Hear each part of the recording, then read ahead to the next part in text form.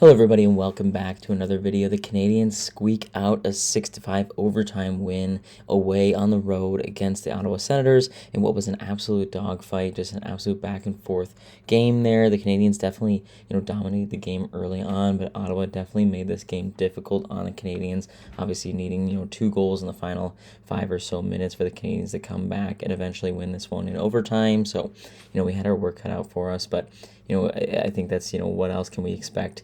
In this Atlantic Division right now, every single team is, fighting to be, as relevant as possible in these standings right now. So it's only fitting that pretty much every game we play against an Atlantic opponent is going to be, a tough matchup for us. So, definitely a huge bonus that we come out with these 2 points. We definitely could have come away with nothing in this one. It definitely looked like that was going to be the case late into the third period there. But, a great job from the guys who, really we've learned this from this team, throughout the year that they really never give up. They're never really out of this competition here.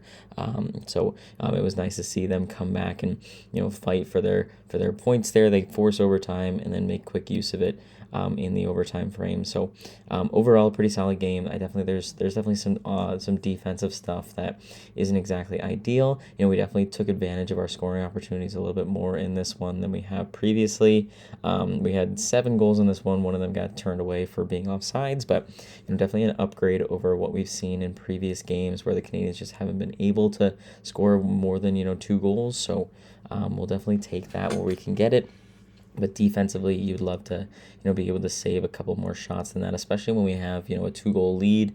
Coming into the second period there, we'd like to shut the door a little bit better than that, especially in the second period and the third period. We go down 5-3 at one point, so we'd like to limit that as much as possible. I thought Montembeault played okay. There was definitely some chances there that should not have gone in. Most notably the David Perron goal, which is kind of just a shot that got thrown in on net and somehow found its way past Montembeault. Obviously, there's screens in front and a lot of that stuff, but it seemed like obviously both goalies had a tough time in this one. I felt like Montembeault was no exception to that. He definitely had some ones that maybe he could have played a little bit better, but reasonably, like the defense on the other side of it, should have been a little bit better. I think back to the Stützle goal in the second period there. Obviously, a great move by Tim Stützle to score on that one, but he was literally all alone. Every defenseman was kind of just like skating away from him, trying to guard their guy, and just let him walk right in on net. And Carrier, the only one who was actually trying to cover him, and already gotten beat in the corner. So that's kind of a flaw of that man-to-man system that we're running right now, is that once one guy gets beat, he's got a wide open lane at the net and nobody else is even looking at the puck at that point other than Montembeault trying to stop that from going in. So that's definitely kind of frustrating to see that happen there. So definitely some defensive lapses that happened in this one, but it is what it is. But we get those 2 points, and that's really what all matters. So going through this game here, Uri Slafkovsky opens the goal scoring on the power play a little over 3 minutes in. He's a nice little one-timer shot that beats the goaltender for his 18th goal of the season on the power play. Cole Caulfield gets the assist with his 24th of the season, and Nick Suzuki his 38th assist of the season. So obviously those top 3 guys there, those are our guys right now. They have been for a number of years here, and they're contributing to start this game off. So a nice little play there. I like to see, whenever Slafkovsky is in and around the front of the net, it's always a good thing. Things are always kind of working out for us on the power play when he's in that position.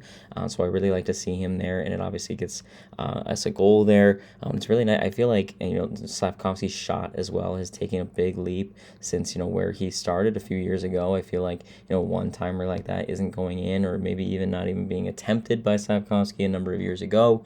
So it's just another example of how he's really been elevating his game this season, and he's really growing into the player that we drafted him to be. So really good to see there. And then Cole Caulfield, not to be outdone, gets his 23rd of the season on the power play. Pretty much, at the end of the first period there, he was pretty much left all alone. It was kind of a 2-on-1 situation on the power play, but he just kind of walks in and slides this thing through the 5-hole on the power play for his 23rd goal of the season.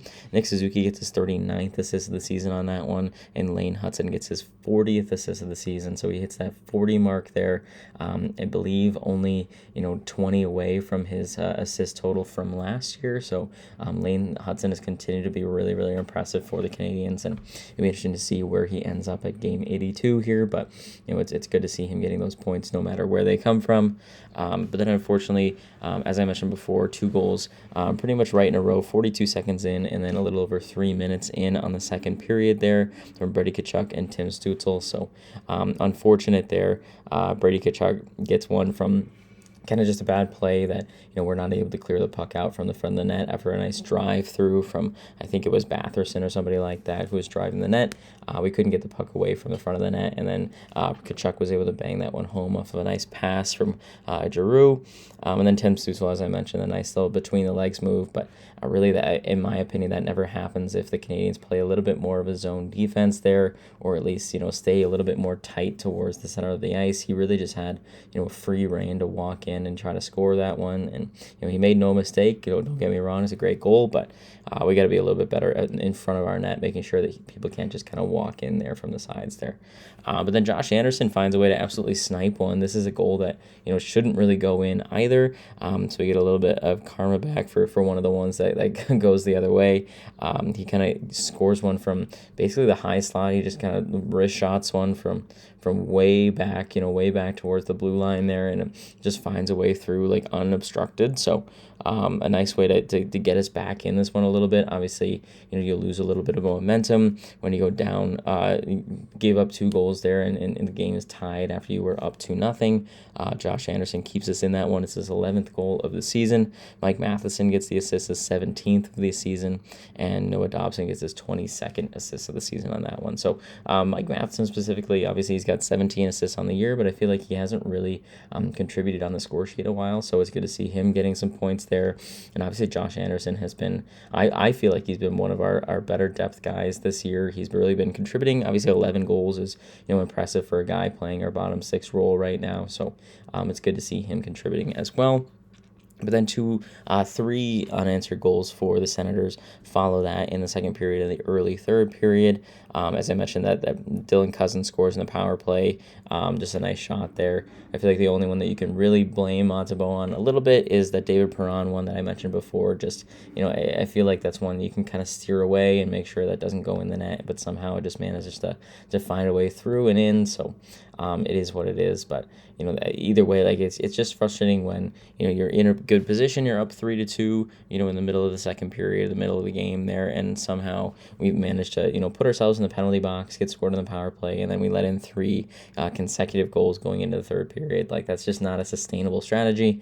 We need to be a little bit better defensively, in my opinion, if we want to win, especially against those tougher opponents. Obviously, the Atlantic Division is as tough as it gets, but also around the league, there's a lot of tough opponents that we still have to play in these remaining games of the season here. So if we want to be a contender, not only in the regular season but in the playoffs, we need to be better defensively and not let things kind of tilt away from us, the momentum getting away from us, all that kind of stuff. So that's the big concern there. But this is an example of letting up the momentum, letting them have that momentum, and then kind of harnessing it back a little bit as well, which doesn't always happen for the Canadians, but happens in this one. We were able to score 3 unanswered goals of our own to eventually win this game, starting with Uri Slafkovsky with the net empty, scores on a nice little tip. The Lane Hudson shot comes in, and Slafkovsky is able to tip this into the right top corner.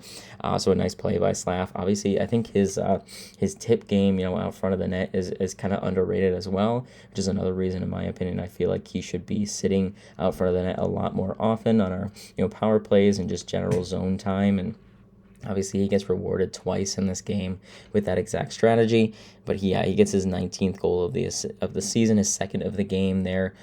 So reaching that 20-goal mark is Slafkovsky, which is something that in previous seasons has taken him all the way to game 82 to get that 20-goal mark, and we're at game 49, and he's only 1 away from that mark. So really good to see that as well. Lane Hudson again, contributing, gets his 41st assist of the season there, and Phil Deneau, who has become our face-off guy, it seems like. It was good to see him getting a point there. It's his 10th assist of the season. He gets the nice face-off win that contributes to that whole ordeal. And then Alexander Carrier, not too long after, gets his 4th goal of the season. A nice kind of bomb one-timer from a Demidov pass. He gets his 4th of the season there. And then Ivan Demidov gets his 30th assist. So nice to hit the 30-goal mark. Demidov there continuing to have a really good rookie campaign. And then Josh Anderson, his 5th assist of the season there. And it was just harnessing that momentum. It was only a minute and change after the initial goal from Slavkovsky. This one ties the game. And just, like taking control of the game, going on the attack, all that good stuff. And Demidov, having nice poise from behind the net, finds Carrier for a one-time opportunity, and he doesn't make any mistakes there. So a really great opportunity, and that takes us to overtime. And in overtime, Lane Hudson pretty much right off the draw had a really good chance to score there, doesn't, and then the Senators go down the other way on a 2-on-1, and they kind of fan on the one-time opportunity, which could have ended the game for sure. It was a good pass that was made across there, but the Ottawa player on the other side couldn't quite get a handle on that one-timer. Lane Hudson is able to take control of the puck there and sauces it over to Cole Caulfield, who decides to just one-time, he decides to just slap shot this thing into the net, and, the goaltender gets a piece of it with the blocker, but it finds its way in anyway, and that ends the game. Obviously, who else but Cole Caulfield to score in overtime to win it on Saturday night? Doesn't matter if we're in the Bell Center or not. Cole Caulfield is your go-to guy in overtime. He gets another overtime goal to extend his franchise lead for overtime goals there, and it's his 24th goal of the season overall. So he's slowly kind of creeping back up into that goal-scoring race. Obviously, he had quite a bit of time where he wasn't necessarily scoring at a rapid rate, and some other guys in the league have definitely passed him by a little bit in that goal scoring. But we'll have to see what happens in this second half of the season if he's able to ramp that back up a little bit. And, in my opinion, especially going into these playoffs here, we need guys like Cole Caulfield to be able to produce and do what they do best if we want to be able to win games down the stretch and into the postseason. So a good goal from him, though. I like him just taking advantage of the opportunity to just take a shot and see what happens there. And it obviously works, beats the goaltender. And, Lane Hudson, you can't complain about him getting another point there. It's his 3rd assist of the game. He ends the night with 3 points there. So he's continued to play really well. Cole Caulfield and Slavkovsky also getting, multi-goal games there. So just impressive work by everybody in that situation. Cole Caulfield also gets 3 points in this one. So we were able to find a way. There wasn't always a time where it looked like we were going to win this game. Obviously, going down the stretch into the 3rd period, it didn't really look like we were going to be able to hold on, and the Senators were going to be able to win this game, take 2 points. But I think a really good job. Obviously, all things considered, could be a better job. Could be doing better, especially defensively. But in general, the moral of the story is we got to be able to be better defensively. But it's a good effort from the Canadians offensively at the end of the game to kind of retake that momentum, retake, the game a little bit and find a way to get those 2 points. And as I've been saying, I won't stop saying it until it's, not true anymore. But, as of right now, everybody in the Atlantic Division, everybody in this playoff push is just so close together in points that, it really matters, how many points we're able to get and how, consistent we can be in winning games. Obviously, if you look at the standings right now, we are still in 3rd in the Atlantic, but only 1 point now behind Detroit and Tampa for that top spot in the Atlantic. We have 61 points. Detroit and Tampa both have 62. But then if you look just behind us, Boston's got 58 points, so not that far away from us at all. Buffalo 57, Toronto 56 points, Florida 53 points. So it's like everybody is very, very close. It just takes one losing streak for any of those teams, and they fall completely out of contention for those playoffs. So we need to be able to continue to be consistent as we keep going along here, because nobody even close to us is slowing down at any point in time here. So we got to be able to take advantage of all of the opportunities that we get to win our games here. So that's pretty much all I have for this one. It was a good win. Again, a great opportunity to get those points there, and we get those 2 points. It didn't always look pretty. Didn't always look like we were going to get those points, but we do come out on top with them. And we've got a really good game coming up again at home at the Bell Center against the Minnesota Wild. So we're playing Quinn Hugues for the 2nd time, the first time in a different jersey here as he's playing for Minnesota now. So this is a tough game. The Minnesota Wild are one of the best teams in the league. They've been on a little bit of a lull recently. recently. They had a pretty good winning streak going once they acquired him, but now they've kind of slowed down a little bit. There's been some injury issues for the Wild, so we'll have to see how this one goes, but it's another great opportunity at home to get another 2 points against, a really challenging team that's really going to challenge us and really push us to be successful on both ends of the ice here. So, yeah, that's pretty much all I have for this one. So, yeah, thank you guys so much for watching, and I will see you hopefully at home after getting another 2 points against Quinn Hugues in the Minnesota Wild.